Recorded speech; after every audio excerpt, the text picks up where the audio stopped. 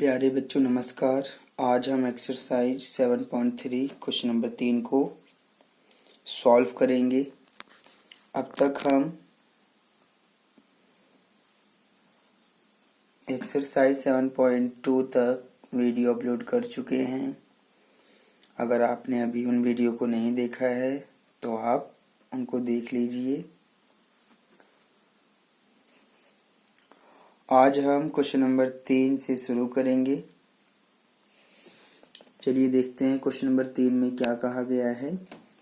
ये question number 3 है और इस क्वेश्चन नंबर 3 का ये फिगर बना हुआ है। पहले मैं इस फिगर को बना लेता हूँ, उसके बाद हम इस क्वेश्चन को सॉल्व करेंगे। हमारे पास में सबसे पहले एक एबीसी त्रिभुज है। इस एबीसी त्रिभुज को बना लेते हैं।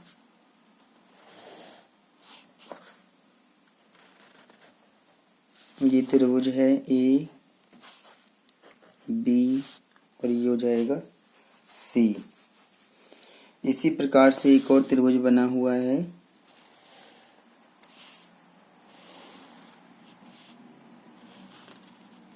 और ये त्रिभुज है पी क्यू आर। इसमें दो माध्यिकाएं खींची गई हैं। माध्यिकाएं क्या होती हैं मैं आपको बता दूंगा। पहले हम इसका फिगर बना लेते हैं। माध्यिका उसने अगर खींचा है तो एबीसी त्रिभुज में भी खींचा है और पीक्यूआर त्रिभुज में भी माध्यिका खींची है। तो बीसी का मध्य बिंदु उसने लिया होगा। मान लीजिए बीसी का मध्य बिंदु ये है। अगर हम इस बिंदु को मिला दें ए से, अगर हम इस बिंदु को ए से मिला दें तो ये जो बनेगा, अगर इसको एम मान लिया जाए तो ए एम माध्यिका हो जाएगी इस त्रिभुज एबीसी की। इसी प्रकार से अगर हम क्यू आर का मध्य बिंदु लें, मान लीजिए ये है, और अगर हम इन दोनों को मिला देते हैं तो ये हो जाएगा एन और ये पी एन त्रिभुज पी क्यू आर की माध्यिका हो जाएगी। क्वेश्चन में कहा गया है कि जो ए बी है वो पी क्यू के बराबर है और साथ में माध्यिका भी, ये जो माध्यिका है हमारी ये, यानी कि ए एम बराबर है पी एन के। और साथ में ये भी कहा गया है कि जो बी एम है यानी कि ये वो क्यू एन की भी बराबर है। तो ये चीजें हमें क्वेश्चन में कहा गया है। चलिए पहले हम क्वेश्चन को पढ़ लेते हैं और फिर उसको समझ के जो भी क्वेश्चन में कहा जाएगा उसको हम करेंगे।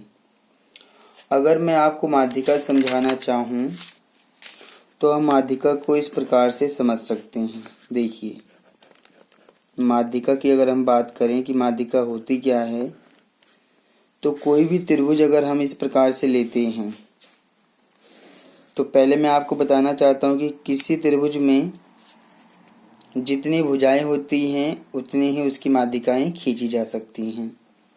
तो जैसे कि आप देख रहे होंगे इस त्रिभुज एबीसी में, अगर हम इसको नाम दे दें एबीसी, तो इसके अंदर 3 भुजाएं हैं। तो कितनी माध्यिकाएं होंगी? 3 माध्यिकाएं होंगी। हम इन तीनों ही भुजाओं के मध्य बिंदुओं को ज्ञात कर सकते हैं। मान लीजिए एबी का मध्य बिंदु ये है, बीसी का मध्य बिंदु ये है और एसी का मध्य बिंदु ये है। तो हमने तीनों ही भुजाओं के मध्य बिंदुओं को निकाल दिया है। अगर हम बीसी का मध्य बिंदु लेते हैं तो इसके सामने का जो शीर्ष होगा वो ये होगा। तो अगर हम इसको मिला दें और इसको डी मान लें तो एडी इस त्रिभुज की माध्यिका बन गई। इसी प्रकार से अगर हम इस बिंदु को लें जो कि ए बी का मध्य बिंदु है और इसके सामने का शीर्ष सी से मिला दें और इसको हम ई मान लें तो ईसी त्रिभुज एबीसी की माध्यिका हो जाएगी। इसी प्रकार से अगर हम एसी का मध्य बिंदु ये लें और इसको एफ माने और इसके सामने का जो शीर्ष है बी उसको मिला दें इस प्रकार से, तो बी एफ क्या हो जाएगा? वो त्रिभुज एबीसी की माध्यिका बन जाएगी। तो एक त्रिभुज में 3 ही माध्यिकाएं होती हैं, इससे ज़्यादा नहीं होती हैं और इससे कम भी नहीं होती हैं, 3 होती हैं। और ये तीनों ही मैंने आपको यहाँ पर दिखाया है। क्वेश्चन किसी भी प्रकार का हो सकता है, हमें उसको समझना चाहिए। ठीक है, तो ये रहा हमारा माध्यिका के बारे में। इसको आप अपने दिमाग में रखेंगे कि किसी त्रिभुज की जो माध्यिका होती है वो कोई भी भुजा का मध्य बिंदु लेकर उसके सामने वाले शीर्ष से मिला देंगे तो वो एक माध्यिका बन जाएगी। ठीक है, तो क्वेश्चन में क्या कहा गया है? क्वेश्चन में कहा गया है कि एक त्रिभुज है, एबीसी की 2 भुजाएं हैं, AB और BC।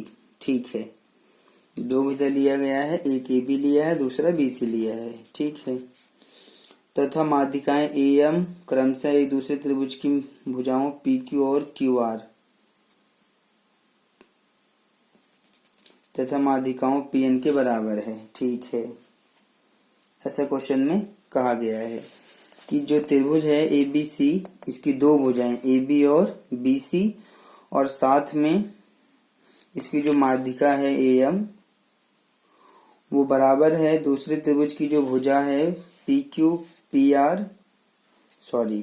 और QR और साथ में जो माध्यिका है PN, ये भी बराबर है। ठीक है, तो यहाँ पर क्वेश्चन में कहा गया है कि हमें पहला पॉइंट दर्शाना है कि जो त्रिभुज ABM है वो सर्वांगसम है त्रिभुज PQN के, पहला पॉइंट। और फिर दूसरा पॉइंट लेना है त्रिभुज ABC सर्वांगसम है त्रिभुज PQR के। अब इन दोनों ही पॉइंटों को दर्शाएंगे। चलिए इसको हम शुरू करते हैं। सबसे पहला पॉइंट लेते हैं हम। सबसे पहला पॉइंट ले रहे हैं, इसमें क्वेश्चन में जो कहा गया है कि त्रिभुज ABM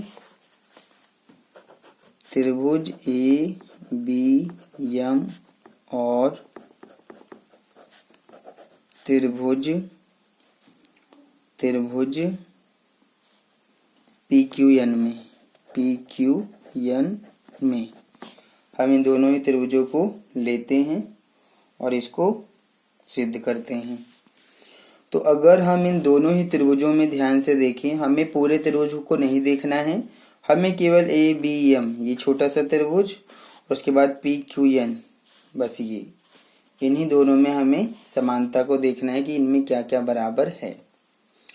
तो हम कह सकते हैं कि जो AB है वो PQ के बराबर है, जो कि आप देख सकते हैं ये दिया हुआ है।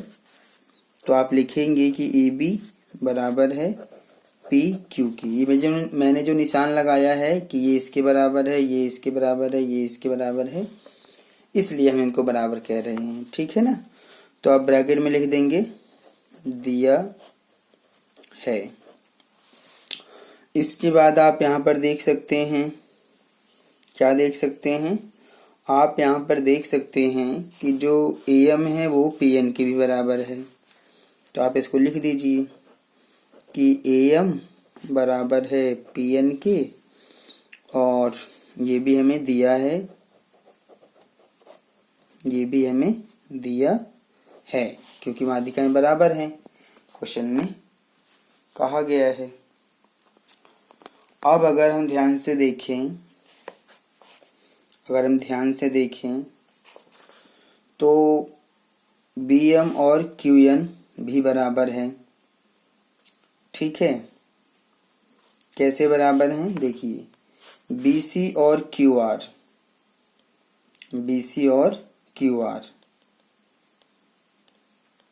क्वेश्चन में कहा गया है कि ये जो भुजा है AB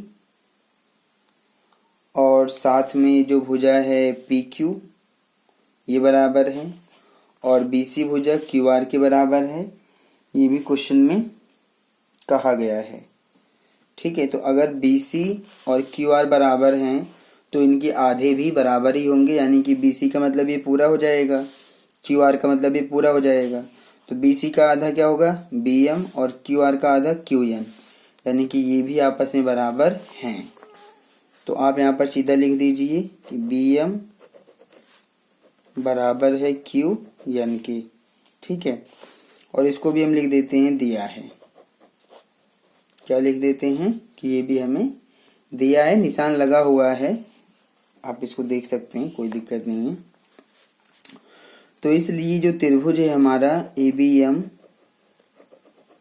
और ये सर्वांगसम हो जाएगा त्रिभुज PQN के, और इसको हम भुजा भुजा भुजा यानी कि तीनों ही साइड, मतलब त्रिभुज ABM की जो तीनों भुजाएं हैं वो PQN त्रिभुज की तीनों भुजाओं के बराबर हैं।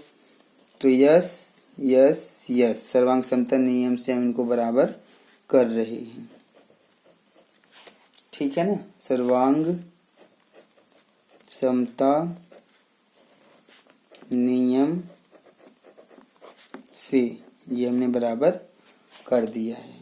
ठीक है, तो अगर ये दोनों ही त्रिभुज आपस में सर्वांगसम हैं, अगर ये दोनों ही त्रिभुज यानी कि ABM और PQN अगर ये सर्वांगसम हैं, तो ये जो कोण होगा B वो बराबर होगा कोण Q के। हालांकि क्वेश्चन में कहा नहीं गया है, लेकिन जो सेकंड पॉइंट हमें सिद्ध करना है उसके लिए हमें इसकी जरूरत पड़ेगी। तो CPCT से इसको बराबर कर लेते हैं कि कोण जो B है वो बराबर हो जाएगा कोण Q के, और इसको हम CPCT से बराबर कर रहे हैं, और इसको हमने समीकरण 1 नाम भी दे दिए ताकि हम इसको आसानी से दर्शा सकें, लिख सकें। ठीक है, तो इस प्रकार से हमारा ये फर्स्ट पॉइंट हो गया। अब हम आते हैं सेकंड पॉइंट पर। क्या कह रहा है सेकंड पॉइंट में? कह रहा है कि जो त्रिभुज है बड़ा वाला यानी कि ABC, अब इस पूरे त्रिभुज को हमें सर्वांगसम दिखाना है PQR के। तो अब हम इन दोनों ही त्रिभुजों को लेते हैं। तो हम लिखेंगे त्रिभुज ABC और त्रिभुज PQR में, अब हम इन दोनों में लेते हैं। तो इसमें हमें क्या क्या बराबर दिख रहा है? इसमें भी हमें AB बराबर PQR दिख रहा है। तो लिखते हैं कि जो AB है वो तो बराबर है PQ के, और इसके लिए हम लिखेंगे कि ये हमें दिया है। ठीक है, इसमें हम कोण B को कोण Q के भी बराबर कर सकते हैं। जो कोण B है वो बराबर है कोण Q के, और ऐसा हम लिख रहे हैं क्योंकि हमने समीकरण 1 में ऐसा बराबर किया हुआ है। तो हम लिख देंगे कि समीकरण 1 से ऐसा किया गया है। ठीक है, उसके बाद में हम BC और QR को भी बराबर कर सकते हैं। BC बराबर है QR के, और BC बराबर QR के बराबर है, ये हमें बुक में यानी कि क्वेश्चन में ये दिया हुआ है कि जो BC है वो QR के बराबर है। तो इसके लिए हम क्या लिखेंगे? यही दिया है। ठीक है, तो इस त्रिभुज में AB कोण भुजा और BC भुजा और बीच में कोण क्या है? B, यानी कि ABC त्रिभुज और PQR जो दोनों त्रिभुज हैं उसमें एक भुजा ये, दूसरी भुजा ये, तो इन दोनों भुजाओं के बीच का कोण B हो जाएगा। और दूसरे त्रिभुज में ये भुजा और ये भुजा और बीच का कोण ये, यानी कि दो भुजाएं और बीच का कोण दूसरे त्रिभुज दो भुजाएं और बीच के कोण के बराबर हैं। तो साइड एंगल साइड से दोनों त्रिभुज सर्वांगसम हो जाएंगे। तो यहाँ पर आप इनको सर्वांगसम लिख दीजिए। कैसे लिखेंगे हम लिखेंगे, इसलिए जो त्रिभुज है हमारा ABC जो त्रिभुज है वो सर्वांगसम है। त्रिभुज किसके? PQR के सर्वांगसम है। ठीक है, तो ये सर्वांगसम है। इसके बाद हम ब्रैकेट में क्या बताएंगे कि हमने इसमें साइड एंगल साइड सर्वांगसमता नियम का प्रयोग किया है। किसका प्रयोग किया है? साइड एंगल साइड सर्वांगसमता नियम से ऐसा किया गया है। ठीक है, तो इस प्रकार से ये जो था हमारा ये क्वेश्चन भी सॉल्व हो गया, और ये बहुत ही आसान है। आप इसको इसी प्रकार से कर सकते हैं। ठीक है, क्वेश्चन में कहा गया था ये हमें कि जो भुजाएं हैं AB और BC और माध्यिका दूसरे त्रिभुज की भुजाओं PQ QR तथा माध्यिका के बराबर है। तो इस प्रकार से हमने इसको आसानी से सिद्ध कर दिया है, और बहुत आसान क्वेश्चन है ये। इसमें हमें ज़्यादा कुछ नहीं करना है, सिर्फ इतना ही आपको करना है। अब हम आते हैं क्वेश्चन नंबर 4 के ऊपर। पहले क्वेश्चन नंबर 4 को पढ़ते हैं। क्वेश्चन नंबर 4 में हमें फिगर नहीं दिया है, फिगर इसको बनाएंगे। लिखा है कि BE और CF एक त्रिभुज ABC के दो बराबर शीर्षलंब हैं। RHS नियम का प्रयोग करके सिद्ध कीजिए कि त्रिभुज ABC एक समबाहु त्रिभुज है। ठीक है, ये हमारा क्वेश्चन नंबर 4 है, इसको हम सिद्ध करेंगे। तो यहाँ पर अगर आप ध्यान से देखेंगे तो आपको बहुत सारी चीजें देखने को मिलेंगी। सबसे पहले हम एक समद्विबाहु त्रिभुज बना लेते हैं। आपको पता है कि जो समद्विबाहु त्रिभुज होता है वो एक ऐसा त्रिभुज है जिसमें दो भुजाएं बराबर होती हैं, केवल दो भुजाएं बराबर होती हैं। और अगर तीनों भुजाएं बराबर होती हैं तो उसको हम क्या बोलेंगे, उसको बोलेंगे समबाहु त्रिभुज। लेकिन हमें तो दो भुजाएं बराबर करना है, क्योंकि क्वेश्चन में समद्विबाहु त्रिभुज कहा गया है। तो यहाँ पर पहले हम फिगर को समझेंगे। क्वेश्चन में उसने दो शीर्षलंब खींचे हुए हैं तो हमने त्रिभुज ABC को तो बना दिया, अभी हमें शीर्षलंब भी खींचना है। तो दो बराबर, वो भी बराबर शीर्षलंब होने चाहिए। तो और पहला शीर्षलंब है BE, दूसरा है CF। अगर पहला शीर्षलंब BE है तो वो B से खींचा गया होगा। शीर्षलंब का मतलब है कि 90 डिग्री पर वो काटेगा। अगर हम इसको E मान लें और B को E से जोड़ दें तो इस प्रकार से ये एक शीर्षलंब बन जाएगा BE। इसी प्रकार से दूसरा शीर्षलंब है CF, यानी कि वो C से खींचा गया होगा। और यहाँ पर अगर हम F ले लें और उसको C से मिला दें तो इस प्रकार से हमारा जो है दूसरा ये शीर्षलंब हो जाएगा 90 डिग्री पर, ये भी काटेगा। तो दो शीर्षलंब हो गए हैं। पहला शीर्षलंब है BE, दूसरा शीर्षलंब है CF, और ये 90 और ये भी 90 डिग्री का है। ठीक है, तो इसके ऊपर ध्यान दीजिएगा, फिगर इसी प्रकार से बनना है। क्वेश्चन में एक चीज और मैं आपको बता दूं कि जो शीर्षलंब है क्वेश्चन में कहा गया है कि ये बराबर अपने आप में है। ठीक है, तो एक बार और क्वेश्चन को पढ़ लेते हैं और फिर हम इसको सिद्ध कर देते हैं। क्वेश्चन में कहा गया है कि जो BE है यानी कि ये वो और CF यानी कि ये त्रिभुज ABC के दो बराबर शीर्षलंब हैं। ठीक है, शीर्षलंब होता है जो 90 डिग्री पर सीधी रेखा में खींची जाती है। तो शीर्षलंब BE है क्योंकि 90 डिग्री पर सीधी रेखा में AC को टच कर रही है। इसी प्रकार से CF भी 90 डिग्री पर AB को बिंदु F पर काट रही है और ये शीर्षलंब बिंदु E पर काट रहा है। तो क्वेश्चन में कहा गया है कि RHS नियम का प्रयोग करना है, यानी कि right angle hypotenuse side. RHS नियम का प्रयोग करते हुए हमें सिद्ध करना है कि जो ABC है वो एक समद्विबाहु त्रिभुज है। तो क्या आप बता सकते हैं कि ABC एक समद्विबाहु त्रिभुज कब बनेगा? हाँ, तो ABC को हम समद्विबाहु त्रिभुज तब कहेंगे जब AB भुजा और AC भुजा दोनों आपस में बराबर हो जाए। अगर हम AB भुजा और AC भुजा को आपस में बराबर कर पाते हैं, अगर ये दोनों भुजाएं बराबर हो जाएं AB और AC, तो आप कह सकते हैं आसानी से कि जो त्रिभुज ABC है वो एक समद्विबाहु त्रिभुज है। तो हमारा काम है कि यहाँ पर हम AB और AC भुजा को बराबर दिखा दें। ठीक है, तो AB और AC भुजा को हम बराबर तो दिखाएंगे ही, लेकिन नियम हमें यहाँ पर जो यूज करना है उस नियम के ऊपर फोकस कीजिए। कौन सा नियम है वो? RHS नियम, यानी कि समकोण कर्ण भुजा। RHS नियम का हमें प्रयोग करना है और उसके बाद में फिर AB और AC को बराबर दिखाना है। ठीक है, और फिर हम ABC को समद्विबाहु त्रिभुज कह पाएंगे आसानी से।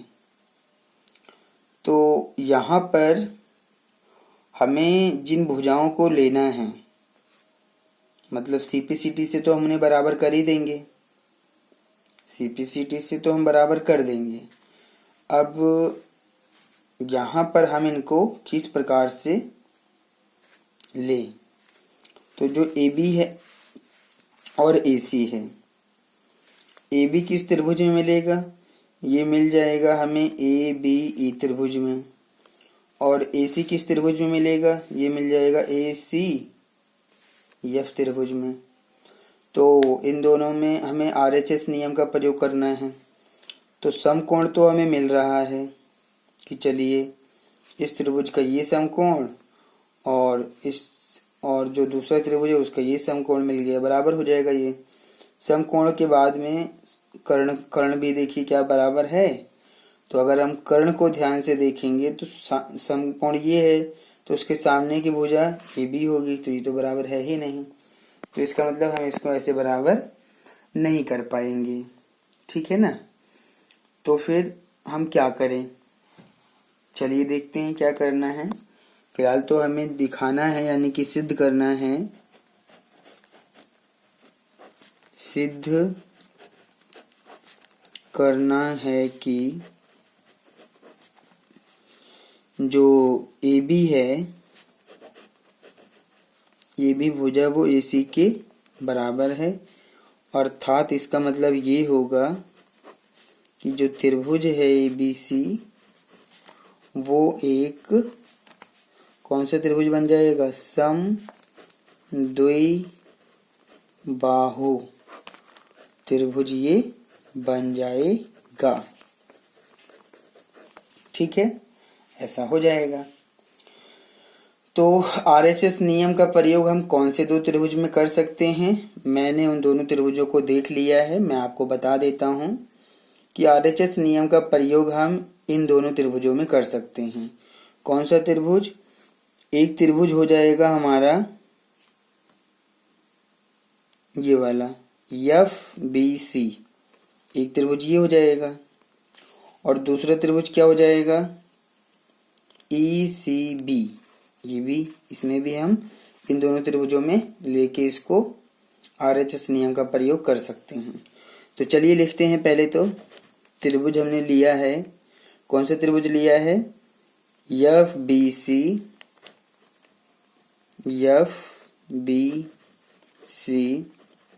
और दूसरा लिया है ECB में, ठीक है।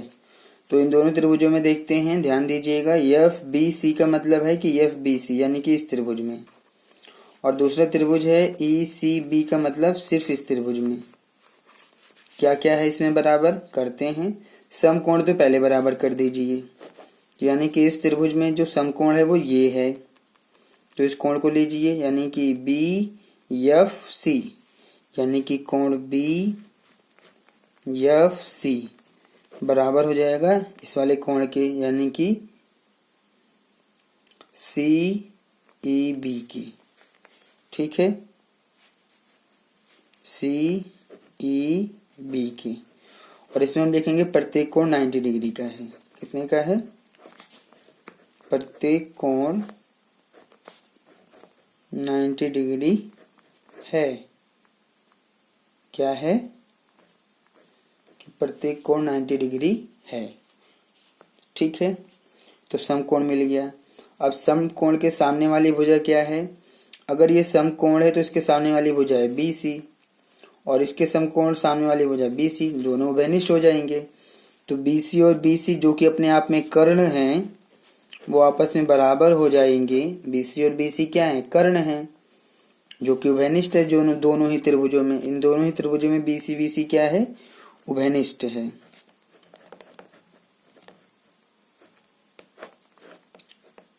ठीक है, उभयनिष्ठ है। उसके बाद में समकोण हो गया कर्ण, भुजा लेते हैं। तो भुजा तो बराबर दिया ही है, क्या भुजा दिया है बराबर कि BE और CF ये आपस में बराबर हैं। तो पहला त्रिभुज क्या है, FBC है, तो इसकी भुजा आप FC लिख लीजिए, यानी कि FC ये बराबर हो जाएगा EB के। और इसके लिए हम क्या लिखेंगे, ब्रैकेट में क्या लिखेंगे, हम लिखेंगे कि हमें दिया हुआ है, क्या है ये हमें दिया हुआ है, इसमें कोई डाउट नहीं है। ठीक है, समझ आ गया। चलिए आगे बढ़ते हैं। तो जब हम ऐसा कर देंगे तो अब हम कह सकते हैं कि जो हमारा त्रिभुज है कौन सा, एफ बी सी, वो तो सर्वांग हो गया। त्रिभुज ई सी बी के सर्वांग हो गया। और हम बताएंगे समकोण और ये कर्ण और ये भुजा, यानी कि RHS नियम से हमने इसको सर्वांग किया है। सर्वांग समता नियम से हमने इसको ऐसा किया है। क्या ये आपको समझ में आ गया है? ठीक है, ध्यान दीजिएगा। ठीक है, इसी प्रकार से करना है ये क्वेश्चन। आप अपने समझ को ध्यान से बढ़ाइए। ठीक है, तो अब इस त्रिभुज और इस त्रिभुज को ध्यान से देखिए, दोनों ही आपस में सर्वांग समम कर चुके हैं। तो क्या इस त्रिभुज की ये वाला जो कोण है वो इस त्रिभुज के इस वाले कोण के बराबर हो जाएगा? बिल्कुल हो जाएगा। आप इस त्रिभुज में ये वाला कोण और इस त्रिभुज के इस वाले कोण के बराबर कर सकते हैं, CP/CT से बराबर कर दीजिए। और ये कोण इसलिए बराबर कर सकते हैं क्योंकि जब ये दोनों त्रिभुज आपस में सर्वांगसम हो चुके हैं, जो कि हम कर चुके हैं, तो उनके संगत कोण बराबर होने चाहिए। तो आप लिखेंगे कि जो कोण B है वो तो बराबर हो गया है कोण C के, और ऐसा इसलिए कर रहे हैं क्योंकि CP/CT से ये बराबर होना चाहिए। ठीक है, तो ध्यान दीजिए, अब ध्यान से सुनिए मेरी बात को, कि अगर कोण B बराबर कोण के C के है तो कोण तो बराबर कोण है ये, तो उनकी सम्मुख भुजाएं बराबर होनी चाहिए। क्या होनी चाहिए? बराबर कोणों की सम्मुख भुजाएं बराबर होती हैं। यानी कि अगर ये दोनों कोण बराबर हैं तो इसके सामने की भुजा AC और C के सामने की भुजा AB, ये आपस में बराबर होंगे।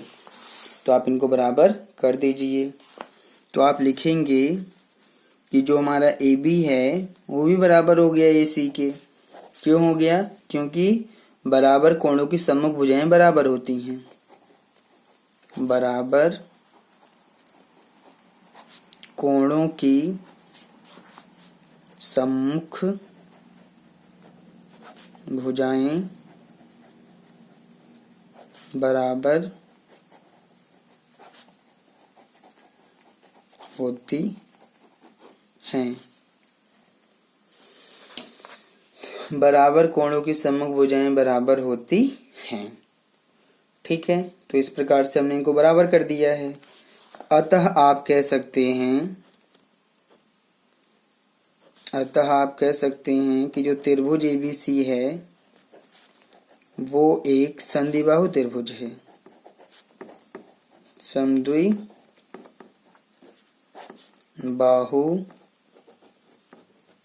त्रिभुज है। क्यों है? क्योंकि AB और AC दोनों भुजाएं बराबर हो चुकी हैं।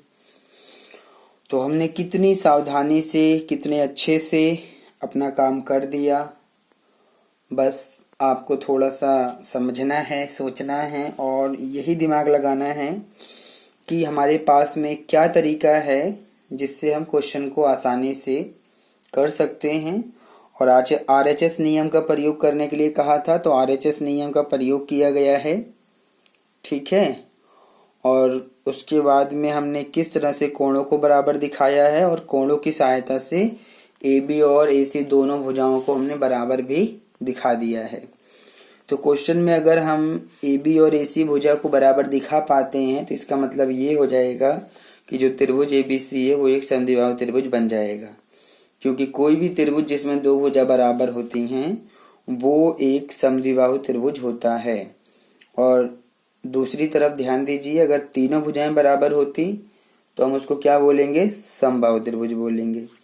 तो चीजें आपको अपने दिमाग में इस तरह से रखना है। समझते हुए अगर आप इन चीजों को पढ़ते हैं तो आप अच्छा परफॉर्मेंस कर पाते हैं और आपको याद भी रहता है और चीजों को आप आसानी से कर भी पाते हैं। चलिए लास्ट क्वेश्चन लेते हैं हम। क्वेश्चन नंबर 5 है ये, इस एक्सरसाइज का लास्ट क्वेश्चन है। इसके बाद ये हमारा एक्सरसाइज 7.3 कंप्लीट हो जाएगा। तो क्वेश्चन नंबर 5 में कहा गया है कि एक त्रिभुज है एबीसी। एबीसी एक समद्विबाहु त्रिभुज है जिसमें एबी और बराबर है एसी के, और साथ में एपी लंब है बीसी पर। खींचकर दर्शाइए कि कोण बी और कोण सी बराबर हैं। तो अगर हम क्वेश्चन नंबर 5 को ध्यान से देखें तो इसका हमें फिगर नहीं दिया हुआ है। तो पहले इसका हम एक फिगर बनाते हैं और उसके बाद में हम इस क्वेश्चन को सॉल्व करते हैं। तो यहाँ पर हमारे लिए जो सबसे पहला इम्पोर्टेंट है वो है समद्विबाहु त्रिभुज को बनाना। तो आप कोई भी एक समद्विबाहु त्रिभुज बना लीजिए और वो आप इस प्रकार से बनाएंगे कि उसके अंदर दो भुजाएं बराबर हो, और वो दो भुजाएं कोई भी हो सकती हैं। आप अपनी इच्छा से जो आपको ठीक लगे उन दोनों भुजाओं को बराबर ले सकते हैं, कोई प्रॉब्लम नहीं है। तो हमने यहाँ पर एक त्रिभुज लिया है एबीसी जो कि आपके सामने है ये, और यहाँ पर क्वेश्चन में कहा गया है कि एबीसी एक समद्विबाहु त्रिभुज है।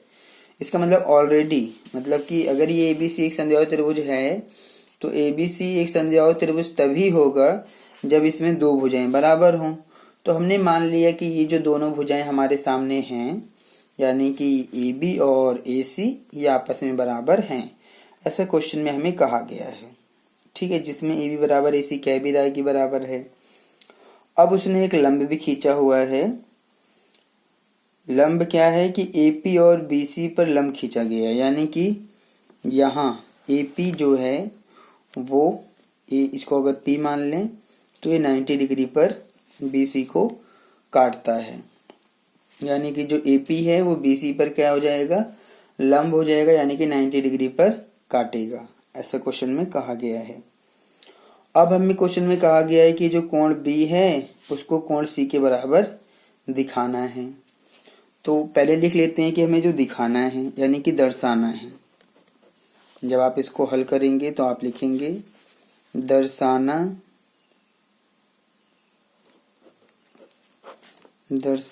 है कि क्या दर्शाना है कि जो कोण बी है वो बराबर है कोण सी के, ये तो दर्शाना है। और हमने इसमें एक रचना किया है। क्वेश्चन में कहा गया है कि खींच कर दर्शाइए, यानी कि रचना कर देते हैं कि हमने इस प्रकार से एपी को खींचा है कि वो लंब है किसके ऊपर, बीसी पर। ऐसा ये खींचा गया है, खींचा है। तो ये खींचा गया है, इसको आप अपने दिमाग में रखेंगे कि ये हमने खींचा है। ठीक है, तो ध्यान दीजिए कि हम कोण बी को और कोण सी को, दोनों कोणों को बराबर करना चाहते हैं। इसके लिए हमारे पास में अगर हम इन दोनों त्रिभुजों को सर्वांगसम कर पाते हैं तो अगर ये दोनों त्रिभुज सर्वांगसम हो गए तो सीपीसीटी से ये दोनों कोण आपस में बराबर आसानी से हो पाएंगे। तो हमारे पास में दो त्रिभुज हैं। पहला त्रिभुज है ए बी पी, दूसरा त्रिभुज है ए सी पी, और इन दोनों में जो भी चीजें हमें बराबर दिख रही हैं उनको बराबर करके और सर्वांग समता का नियम का प्रयोग करके सर्वांग सम दिखा के और इन दोनों कोणों को सीपीसीटी से बराबर कर देते हैं। यही सबसे ज्यादा आसान और अच्छा तरीका है। तो ध्यान से देखिए, हमने लिया यहाँ पर त्रिभुज ए बी पी और त्रिभुज ए सी पी में, इन दोनों में हम बराबर देखेंगे क्या क्या बराबर है।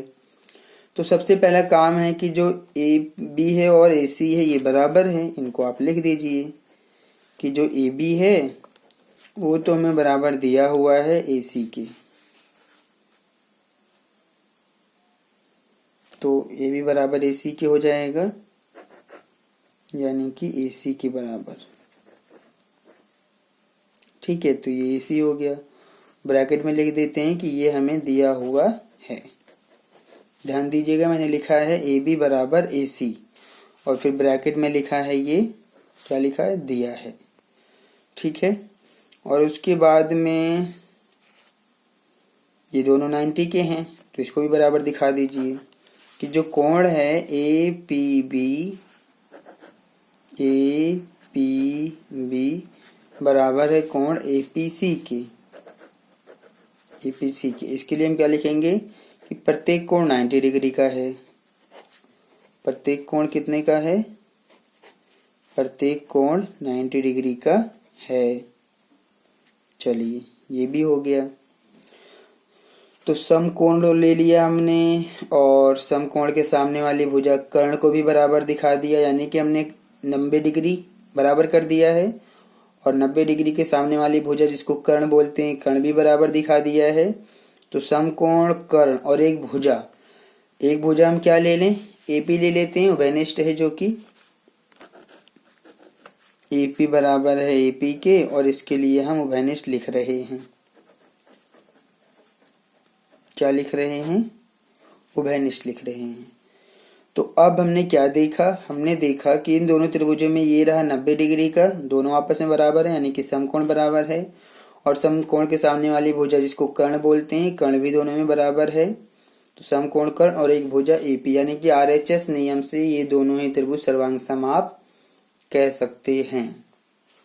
तो आप लिखेंगे इसलिए जो हमारा त्रिभुज है ए बी पी वो सर्वांग सम है त्रिभुज ए सी पी के, और ऐसा हम आरएचएस सर्वांग समता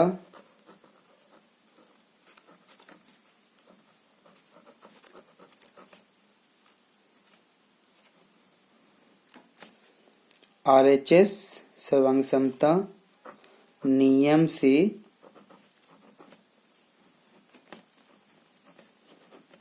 ऐसा हम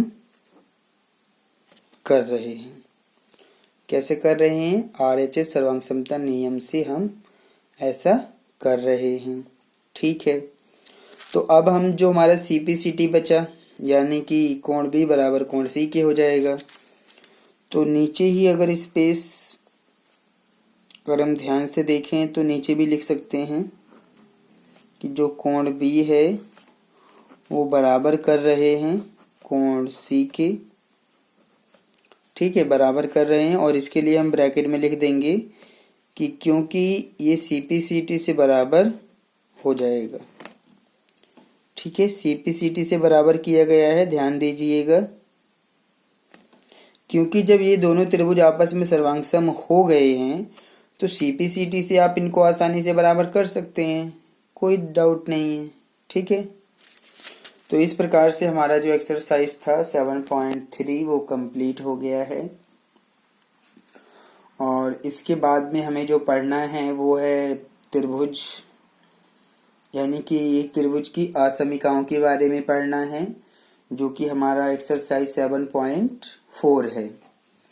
और वो इस चैप्टर का आखिरी यानी कि लास्ट एक्सरसाइज है 7.4, और इसमें 5 क्वेश्चन हैं। हम इन एक्सरसाइज 7.4 को कंप्लीट सॉल्व करेंगे, सिद्ध करना है।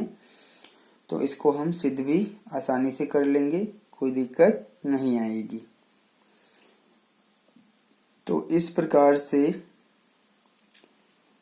हमें जो 7.4 में पढ़ना है वो सर्वांग समता के बारे में नहीं है। हमने जितना भी पढ़ना था सर्वांग समता के बारे में अब तक उसको पढ़ चुके हैं, यानी कि 7.1, 2, 3 इन तीनों में ही हमें त्रिभुजों की सर्वांग समता के बारे में पढ़ना था। और लास्ट एक्सरसाइज है 7.4, इसमें हम क्या पढ़ेंगे? इसमें हम पढ़ेंगे एक त्रिभुज में असमीकाओं के बारे में। असमीकाएं क्या होती हैं? जब हम इस टॉपिक को शुरू करेंगे तो आपको समझाएंगे कि असमीकाएं क्या होती हैं। असमीकाओं का मतलब होता है कि जब भी हम किसी त्रिभुज में देखते हैं उनकी भुजाएं, तो एक त्रिभुज में क्या क्या चीजें होती हैं? एक त्रिभुज में भुजाएं होती हैं, कोण होते हैं, ठीक है ना। तो इस प्रकार से होता है।